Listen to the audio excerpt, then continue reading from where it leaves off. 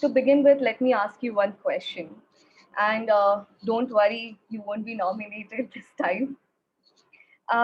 So, have you ever questioned existence? Have you ever questioned the existence on the life on Earth? Or have you ever been amazed at the waves of the ocean and at the shape of the shells? Or maybe like just staring at the night sky and wondering what is beyond? So we all have, most of us have. So I too have similar curiosity to know and understand about our existence. So this curiosity led me to some interesting places in science, art, and philosophy. Today I would like to go the Einstein way. Our world is a stranger place, than we think, and more stranger at the atomic world. According to quantum physics, there is a probability that electrons can vanish and reappear somewhere else. And also, they can be present in multiple places and in multiple form at the same time. Consequences of such quantum theories are GPS, internet, laser beam, broadband internet, etc. Isn't it bizarre? It absolutely is, right? But that's how it is at atomic level. Question is that can we be at two places at the same time? Can we two vanish from one place and reappear in the other place? So there's an American quantum physicist called Michio Kaku. He says that there is a probability that we can do that. He says there is a number to it in which we might have to live beyond the universe to witness that to happen. But actually, there is a calculable probability to that. So that is bizarre, right? So then, shouldn't time travel be possible? Shouldn't it be, achievable? So Stephen Hawking, as we all know, he believed in it. He believed that time travel is possible. But at the same time, he also, believed that time travel, making the time machine, building the time machine is not a very practical solution. But in coming future, if we happen to master the energies, we can bend the time, allowing time travel. In one of the interviews, Michio Kaku stated that in 1949, Einstein himself was astonished to know that his own equations allow to go back in time. To give an example, just imagine a universe that rotates. Okay. So from one point you manage to go around in circle, you will reach not where you left, but you will reach your yesterday. So this is, according to the principles. So just imagine, what would happen. Just imagine, you, if we could go around the universe and reach our yesterday and day after, and time travel can be possible, right? But to avoid any further complications or misunderstanding, Einstein in his memoir reiterated the fact of time travel and stated that there is a loophole in the theory in which he states that universe doesn't rotate, it expands. So if universe rotated, time travel would be a common thing, you know.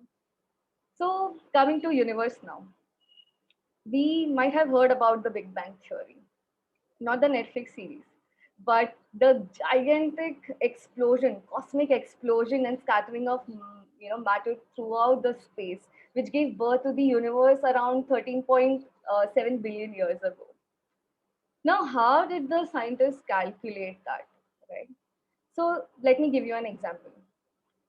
Just imagine a car that is moving towards you. So when it moves towards you, the frequency is high, and while it goes farther, the frequency gets lower. So it sounds something like this. You know, say. So that kind of change in frequency is called as Doppler effect. Okay. So using this Doppler effect, some of the the scientists, when observing the night sky using this, calculating this frequencies, they understand at what rate the universe is expanding. Then reverse the same to understand the change in the frequency and the shift in the light. and then come to a point where universe was more compact. So that's how they understood that how old is our universe, and it did start with a big bang. So now the question is, how will it end? How will the universe end? So we might have like heard about many theories that it will end this way or that way, but Michio Kaku stated that as the universe is expanding, it's ever expanding, so either it will end in frost, or if the universe is expanding and it stops and then reverse back, it will end in fire. But that's not it. The interesting thing is that he also said that there is a possibility that in the future, when the universe is dying, the advanced civilization of that point of of that time will design a lifeboat and leave the bubble of this universe, and we go to another neighboring universe, starting the whole civilization again. So something like this. So coming to philosophy, so one of our photography professors in colleges, asked our class that what is the philosophy of your life, and most of us, remained dazzled, and we didn't have answer to it. So he then said that how a creative person need to have a unique perspective, and that perspective is usually influenced by the philosophy or the moral consciousness that we hold in our life. So I always wondered that what it meant, but I could make thorough sense of it when I came across this theory of quantum consciousness.